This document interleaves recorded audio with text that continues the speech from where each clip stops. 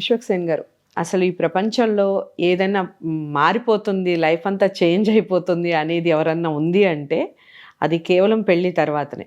పెళ్లి కాకముందు, పెళ్ళైన తర్వాత అమ్మాయిలు కానీ అబ్బాయిలు కానీ మ్యాక్సిమం వాళ్ళ జీవితం అక్కడే కదా మొదలవుతుంది. అప్పటిదాకా ఉన్న లైఫ్, ఆ చైల్డిష్నెస్ అంతా తగ్గిపోతుంది, ఒక పెద్దరికం వచ్చేస్తుంది, అందరిలో మార్పు వస్తుంది. మరి ఈ పెళ్ళి అనేది అత్యంత పవిత్రమైంది. 100% అది చూసి ఖచ్చితంగా ముహూర్తాలు చూసే చేసుకుంటున్నారు. కానీ ఏ డేట్ అనేది కూడా చాలా ఇంపార్టెంట్. న్యూమరాలజీ ప్రకారంగా ఇప్పుడు మ్యారేజ్ సీజన్ స్టార్ట్ అయింది, మళ్ళీ రెండో సెక్షన్ అనొచ్చు. మన ఫిబ్రవరి 7th 10th స్టాప్ అయ్యే, తర్వాత మ్యారేజెస్ లేవన్నారు. మళ్ళీ పెళ్ళిళ్ళ సీజన్ మొదలైంది. సో ఈ పెళ్ళిళ్ళ సీజన్ ఏ డేట్స్ అందరికీ పనికొచ్చే డేట్స్, ఏ డేట్స్ అయితే బాగుంటాయి, వాళ్ళ డేట్ ఆఫ్ బర్త్ని కూడా ఏమైనా యాడ్ చేసుకొని చూసుకోవాలా పెళ్ళిళ్ళు చేసుకునే వాళ్ళు, దానికి సంబంధించి చెప్పండి. ఏ వ్యక్తి అయినా సరే లైఫ్ టర్నింగ్ పాయింట్ అంటే మ్యారేజ్ అండి. జీవితాన్ని కనుక మనము అనాలిసిస్ చేసుకోగలిగితే పెళ్ళికి ముందు ఒక లైఫ్ ఉంటుంది, పెళ్ళి తర్వాత ఇంకో లైఫ్ ఉంటుంది. కానీ భార్యాభర్తలకి ఇద్దరికీ కూడా పెళ్ళి డేటే మీ డేట్ ఆఫ్ బర్త్గా పనిచేస్తుంది. గుర్తుపెట్టుకోండి, మీ ఇద్దరి డేట్ ఆఫ్ బర్త్ల కంటే మీ మ్యారేజ్ డేటే పవర్ఫుల్గా పనిచేస్తుంది. మీ మ్యారేజ్ డేట్ కనుక పవర్ఫుల్గా ఉంటే మీ తర్వాత ఫ్యామిలీ లైఫ్ చాలా ఎక్సలెంట్గా ఉంటుంది. మీ మ్యారేజ్ డేటే కనుక నెగిటివ్గా ఉంటే మీరు ఉన్న ప్రొఫెషన్ నుంచి కూడా డౌన్ అయ్యే అవకాశం ఉంటుంది. అందుకోసం మనం ఎక్కువ కుటుంబాల్లో కూడా గమనిస్తూ ఉంటాం. కొంతమంది పెళ్ళైన తర్వాత వాళ్ళు పేదరికంలో ఉన్నప్పటికీ కూడాను అత్యున్నత స్థాయిలోకి వెళతారు, చాలా బాగా కలిసి వస్తుంది. కొంతమంది పెళ్ళికి ముందు మంచి స్థాయిలో ఉండి పెళ్ళి తర్వాత డౌన్ఫాల్ అవుతూ ఉంటారు. దానికి ఏంటి కారణం అంటే, ఇంట్లో వాళ్ళు ఏమనుకుంటారు, ఈ అమ్మాయిని చేసుకున్న తర్వాత మా అబ్బాయికి కలిసి రాలేదనుకుంటారు. అక్కడ కలిసి రాలేది ఆ అమ్మాయి కాదండి, మీరు ఎంచుకున్న మ్యారేజ్ డేట్. మ్యారేజ్ డేట్లో కనుక రాంగ్ నంబర్స్ కనుక పడితే ఎట్టి పరిస్థితుల్లో కలిసి వచ్చే అవకాశమే లేదు. ఓకే. అయితే మ్యారేజ్ చేసుకునే ముందు marriage compatibility and marriage matching అనేది న్యూమరాలజీ ద్వారా చెక్ చేసుకోగలిగితే చాలా ఎక్సలెంట్ ఉంటుందండి. ఎందుకంటే మ్యారేజ్ మ్యాచింగ్ ద్వారా చేసుకోబోయే అబ్బాయి, చేసుకోబోయే అమ్మాయిలు రెండు వాళ్ళ date of birth numbers matching అవుతున్నాయా లేదా చూడాలండి.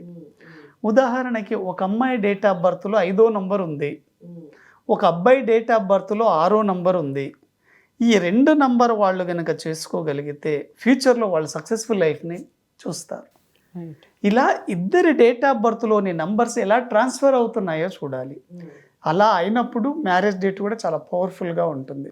అయితే ఇప్పుడున్న సమాజంలో మనం ఒక 2 నెలలకు 3 నెలలకు ఎందుకు విడాకులు వస్తున్నాయి, భార్యాభర్తలు ఎందుకు విడిపోతున్నారు అనేది కనుక గమనిస్తే మీరు ఎక్కువగా చూడండి, మ్యారేజ్ డేట్ కొన్ని రాంగ్ నంబర్లలో అయి ఉంటుంది.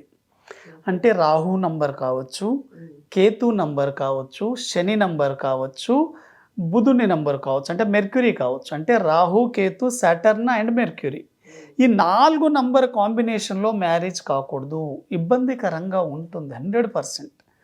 మీరు గమనించుకోండి, మీకు మ్యారేజ్ అయిన వాళ్ళు కూడా మీ లైఫ్ని మీరు చూడండి, 4వ నంబర్ సిరీస్లో మ్యారేజ్ అయిన వాళ్ళు చాలా ఇబ్బంది పడుతున్నారు. కారణం ఏంటి?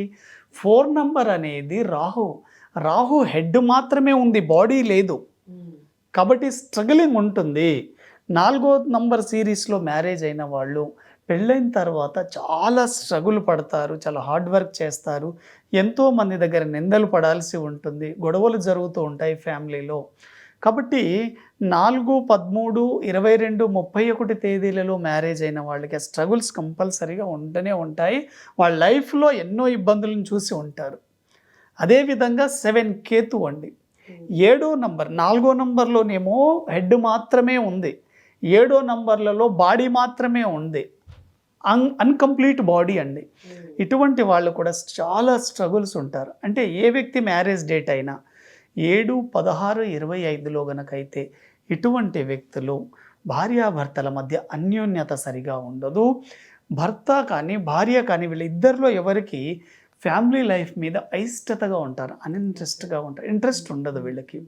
ఒకరు స్పిరిచువల్గా ఉంటారు, ఒకరు ఫ్యామిలీ మ్యాన్గా ఉండాలి, ఇద్దరు యాంటీగా ఉంటారు. అదేవిధంగా 8వ నంబర్ అండి. 8, 17, 26 తేదీలలో గనక మ్యారేజ్ అయితే మీరు గమనించండి, చాలామందికి పుడితే 2 అబ్బాయిలైనా పుడతారు. 8వ తేదీలో మ్యారేజ్ అయిన వాళ్ళకి, లేకపోతే 2 అమ్మాయిలైనా పుడతారు. ఈ నంబర్ యొక్క సీక్రెట్ అదే అండి. ఏదైనా సేమ్ సంతానం అయితే ఉండదండి. 2 అమ్మాయిలైనా పుడతారు, 2 అబ్బాయిలైనా పుడతారు.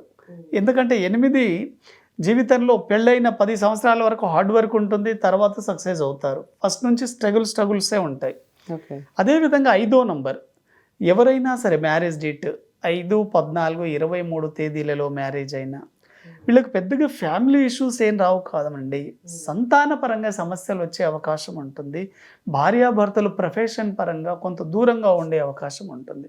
కాబట్టి ఇప్పుడు మ్యారేజ్ ముహూర్తాలు మనకు స్టార్ట్ అయ్యాయి కాబట్టి మీరు గనక మ్యారేజ్ చేసుకోగలిగితే ఇటువంటి రాంగ్ డేట్లలో చేసుకోకండి. 4, 13, 22, 31, 7, 16, 25, 8, 17, 26, 5, 14, 23 తేదీలలో చేసుకోకండి.